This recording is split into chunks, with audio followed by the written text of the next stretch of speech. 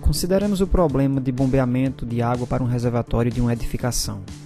Devido à altura dos edifícios, muitas vezes devemos utilizar um sistema de bombeamento para a elevação da água fornecida pela distribuidora até o reservatório. Para isso, podemos utilizar um conjunto motobomba, um motor elétrico mais uma bomba centrífuga.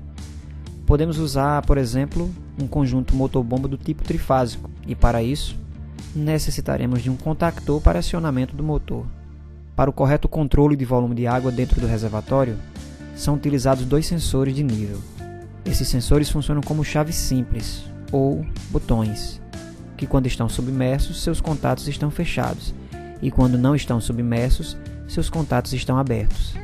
Dependendo da forma de instalação, esses sensores podem funcionar de modo contrário, ou seja, apresentando contatos abertos quando submersos e fechados quando não submersos. Para o nosso caso, quando o sensor fornece tensão, é porque ele está em contato com a água.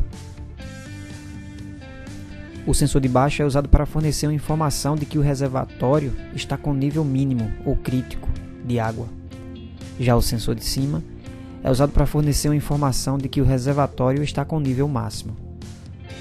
Utilizando um controlador lógico programável, devemos conectar os sensores em 2 entradas digitais e o contactor de acionamento do motor em uma saída digital.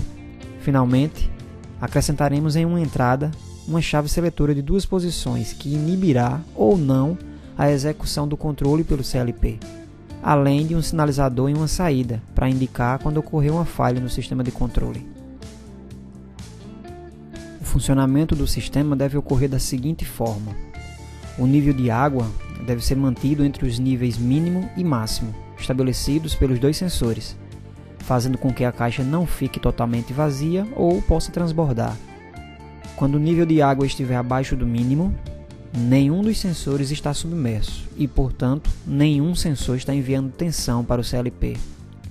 Nessa condição, o conjunto motobomba deve ser acionado, permitindo o enchimento da caixa.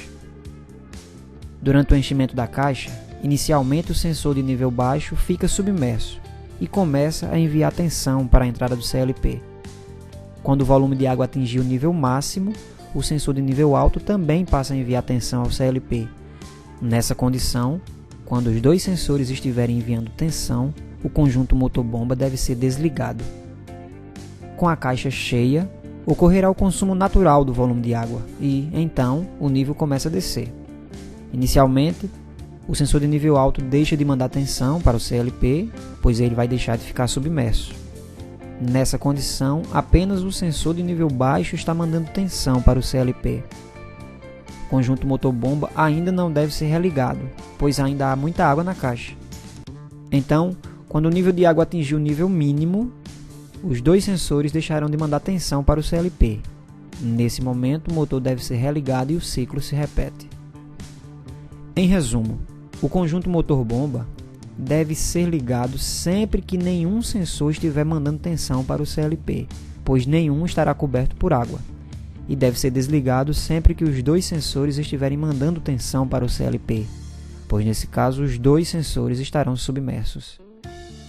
Uma condição que deve ser observada cuidadosamente é o caso em que o sensor de nível alto fornece tensão para o CLP e o de nível baixo não fornece. Essa condição indica que o sensor de nível alto estaria submerso, enquanto que o de nível baixo não. Trata-se, portanto, de uma condição impossível, pois o volume de água não pode ficar flutuando no ar, tocando apenas no sensor de nível alto. Dessa forma, caso o CLP identifique essa condição, ele deve parar o sistema e deve acionar o sinalizador, indicando uma condição de falha. O sinalizador deve ser desligado tão logo a condição de falha desapareça. Finalmente, todo o funcionamento descrito só deve ocorrer caso a chave seletora esteja na posição 1. Se a chave estiver na posição 0, o CLP deve ignorar qualquer condição dos sensores e deve manter sempre o conjunto motor-bomba desligado. A seguir, veremos o funcionamento desse sistema de controle a partir de uma simulação realizada no software ClickEdit.